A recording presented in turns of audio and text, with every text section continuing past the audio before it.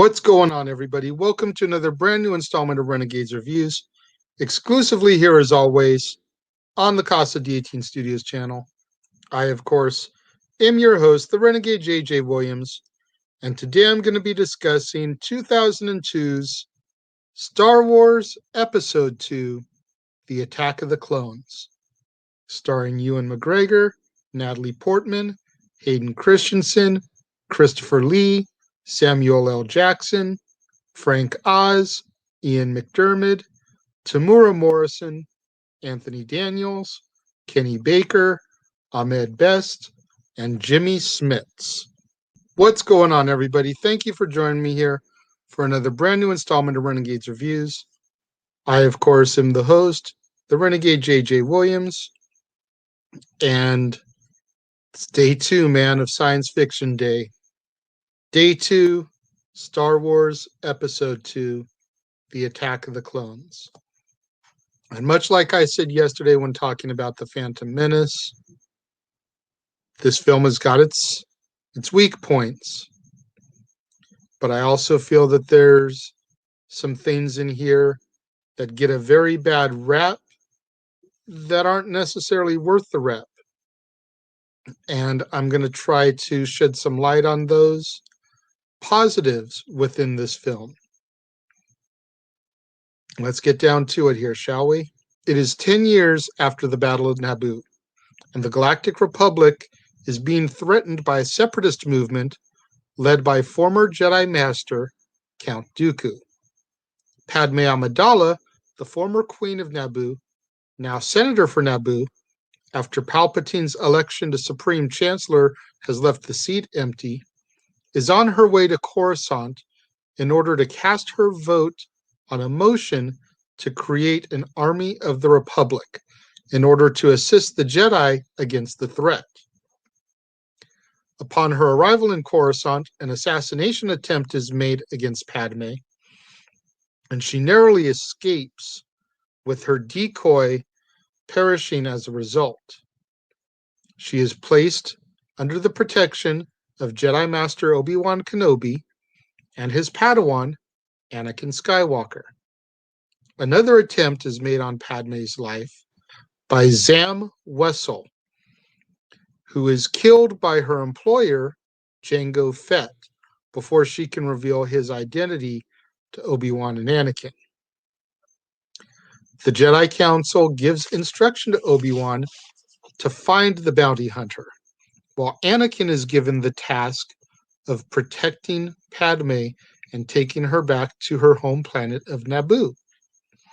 Now, while they're on Naboo, Anakin and Padme begin to fall in love, in spite of the fact that the Jedi Code prohibits relationships.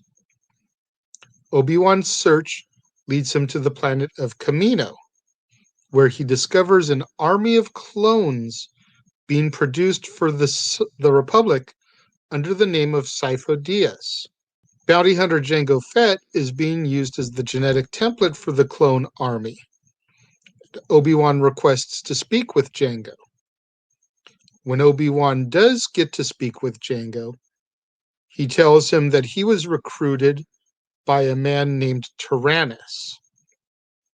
Obi-Wan begins to deduce that Jango is the bounty hunter that he is in search of. And following a brief battle between the two on a landing dock there in Kamino, Obi-Wan places a homing beacon on Jango's ship, the Slave One. Obi-Wan then follows Jango and his son Boba to the planet of Geonosis. Meanwhile, Anakin has been having these visions of his mother. He's been troubled by them. She seems to be in pain. She seems to be suffering. So Anakin decides to return to his home planet of Tattooine with Padme in an attempt to find her and save her. Anakin tracks down his former owner, Watto, in order to find his mother. And Watto reveals to Anakin that he sold his mother to a moisture farmer named Klieg Lars, who freed her and then married her. Anakin searches out Klieg, finds him, his son Owen, and Owen's girlfriend Beru, and Cleek proceeds to tell Anakin how his mother was abducted by Tusken Raiders and is more than likely dead. Anakin doesn't believe it, though, because of these visions that he's been having. So he is determined to find his mother. Anakin searches and finds her, barely alive, at a Tusken campsite. When she dies in his arms, Anakin becomes enraged and massacres the entire tribe. I have to kind of stop here for a second. Anakin's admission to Padme of what he did is easily one of, if not my favorite scene in the entire Star Wars franchise. It is the first real indication of the darkness inside of Anakin, which will lead to him becoming Vader. It is the first glimpse we get to see, the foreshadowing, if you will, of Anakin becoming Vader. And his speech to Padme is just so powerful, so moving. You know, take a moment, watch this, and just focus on what he is saying. I brought you something. Are you hungry? The shifter broke. Life seems so much simpler when you're fixing things. I'm good at fixing things. Always was. But I couldn't.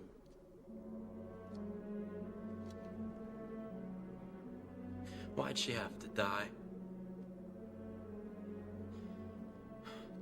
Why couldn't I save her?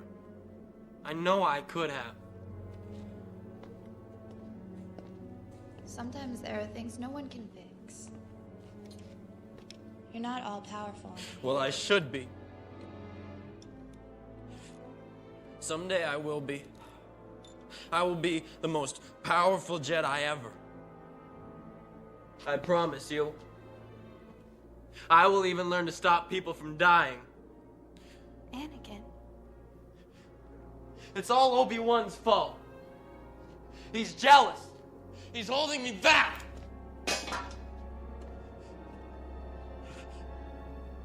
What's wrong, Annie?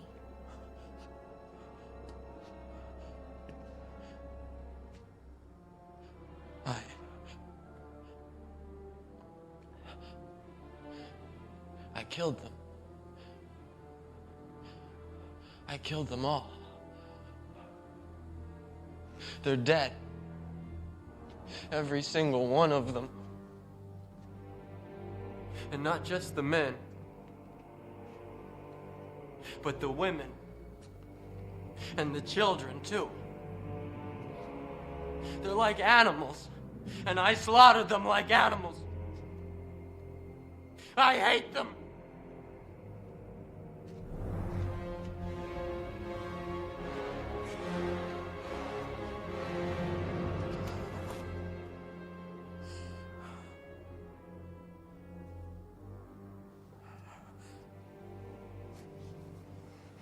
To be angry is to be human.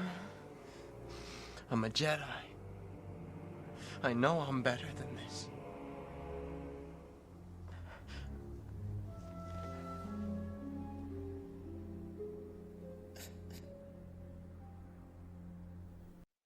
Again, it's just so emotional, so raw, and so powerful. We'll get back more to that a little bit later.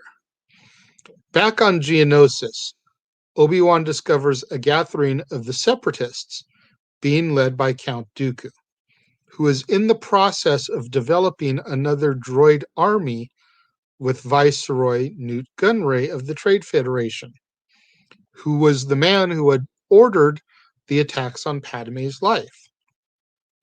Obi-Wan transmits his discovery to the Jedi Council, but he is captured by droids of the Separatist movement. Dooku confronts Obi-Wan in his cell and explains his role in the formation of the Separatist movement, implying that the Galactic Senate is under the control of Darth Sidious. Dooku then invites Obi-Wan to join him and stop Sidious, but Obi-Wan refuses. He wants no part in Dooku's plan. He figures that Dooku's going to try to play him and use him as a pawn. Dooku then tries to taunt Obi-Wan, telling him that Qui-Gon, who was Dooku's apprentice, would join him if he was here and still alive. Meanwhile, back in the Senate, Jar Jar Binks, who is filling in for Padme in her absence, proposes a vote to give emergency powers to Supreme Chancellor Palpatine, allowing the official authorization of the clone army, which is already in progress. Anakin and Padme then head to Geonosis in order to assist and rescue their friend Obi-Wan, but they are captured by Jango after Anakin loses his lightsaber.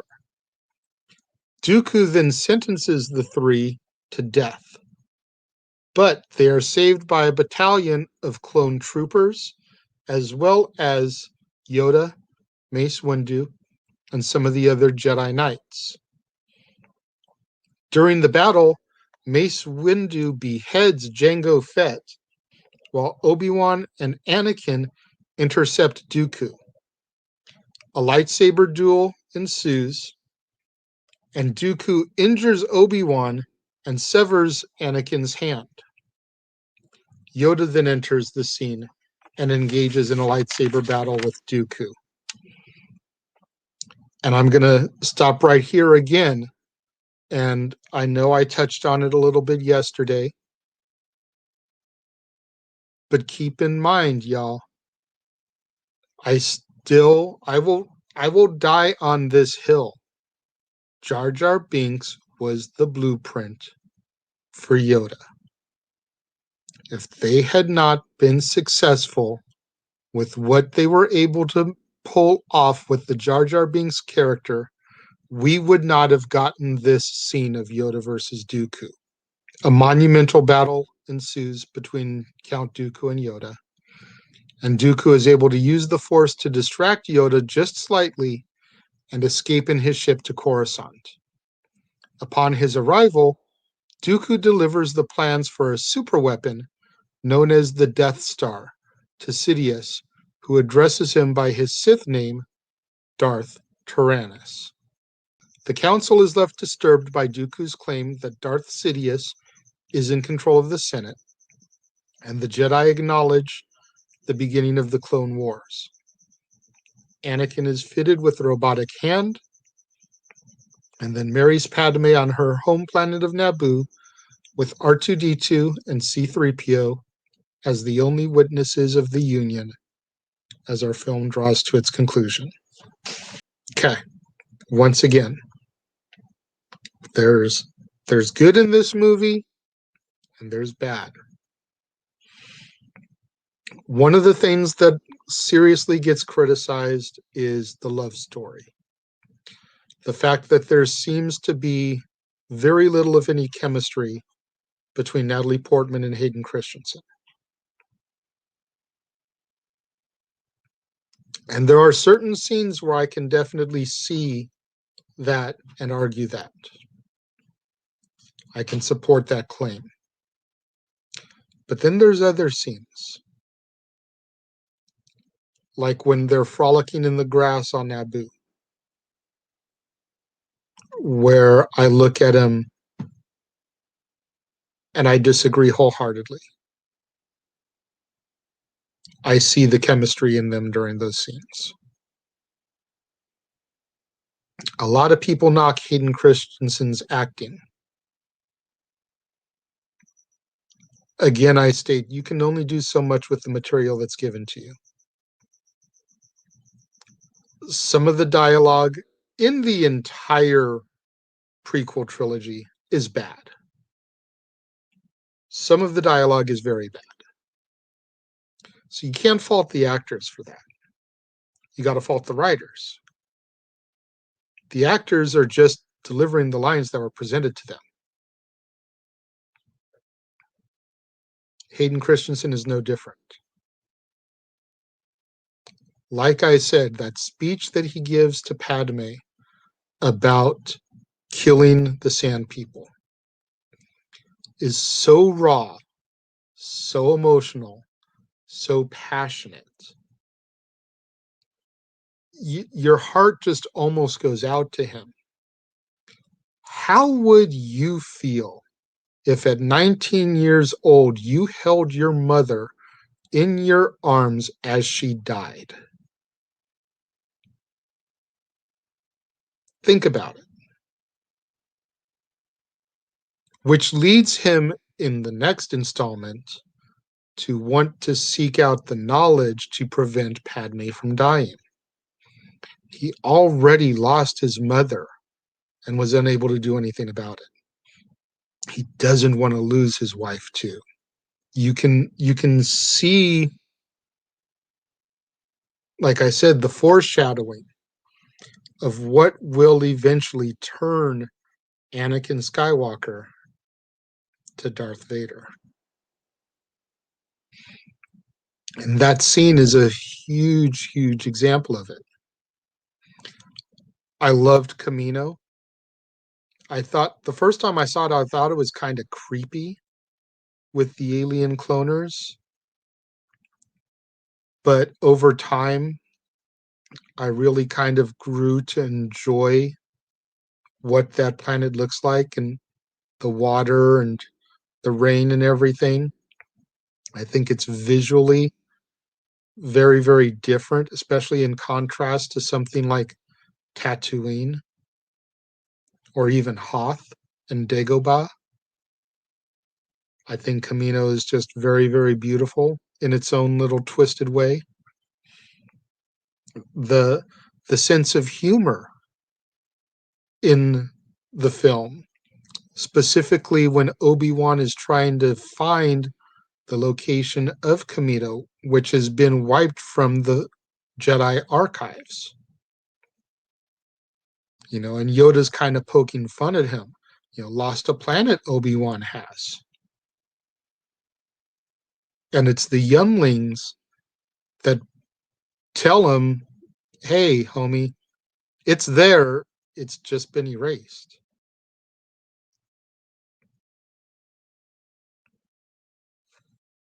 I feel the inclusion of Jango Fett and, of course, Boba was a nice touch. Boba Fett has always been my favorite character in the Star Wars franchise. So getting to see a young Boba, watching his father get beheaded by a Jedi,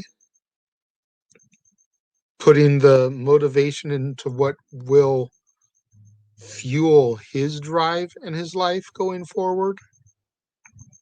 I thought that was a nice touch. There is a lot to be appreciated in this film. Jar Jar's role after everything that happened with his character and how much of it was in the first one, drastically scaled back in this one. Not as over the top annoying. Mildly annoying, but not as over the top as he was in The Phantom Menace.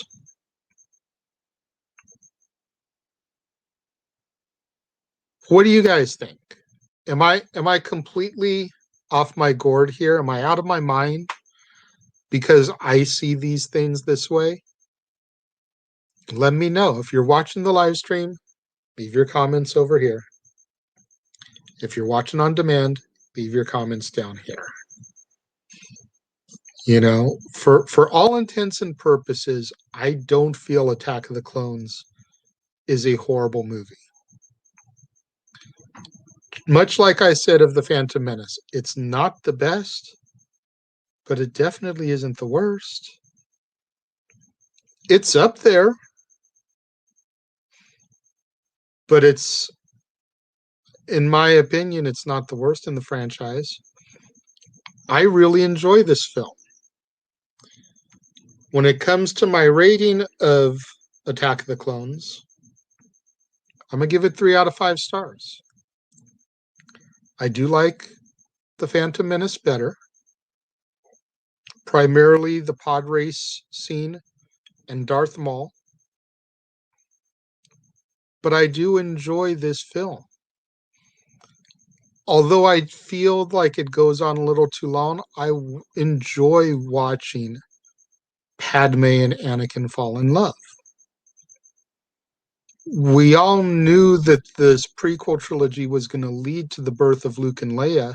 We had to establish where that romance came from, guys. They probably could have cut it down a little bit and still made their point. And maybe some of the chemistry wouldn't have looked as awkward. But overall, I enjoy watching them fall in love.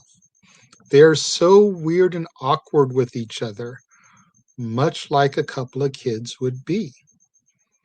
Anakin's only 19. Padme is supposed to be 24, I think, because I believe she was 14 in The Phantom Menace. So they're still young. And with Padme's career choice having been a queen and then a senator, she probably didn't have a whole lot of time to date people.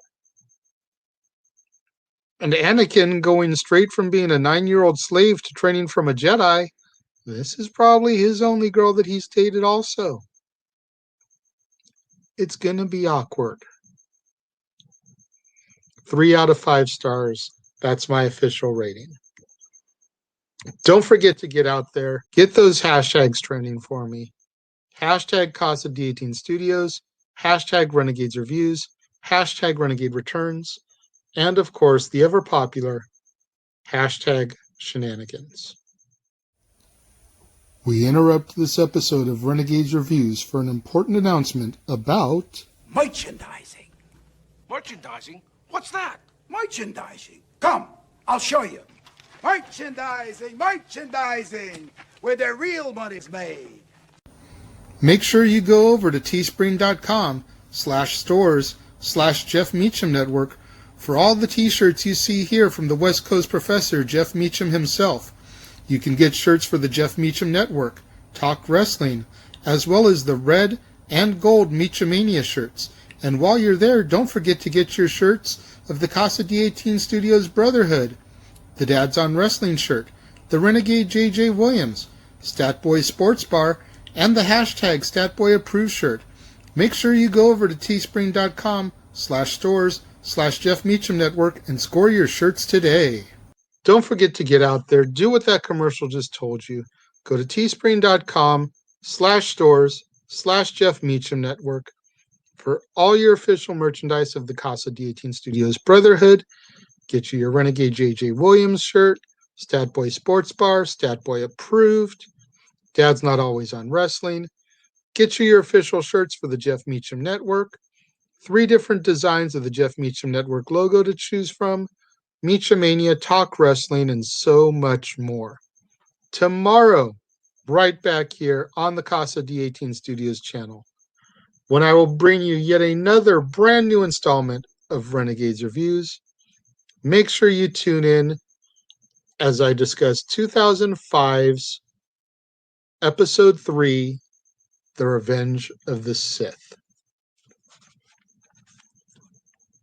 You're definitely not going to want to miss out on that one as I continue the Star Wars saga with Episode 3, The Revenge of the Sith. Thank you to everybody that's been watching the live stream, leaving your comments over here. I appreciate it. Thank you to everybody that's been watching this on demand, leaving your comments down here. Once again, I greatly appreciate it. I appreciate each and every one of you guys, my loyal viewers, for tuning in, following me. I look forward to discussing The Revenge of the Sith tomorrow. I will see you guys next time, and may the Force be with you.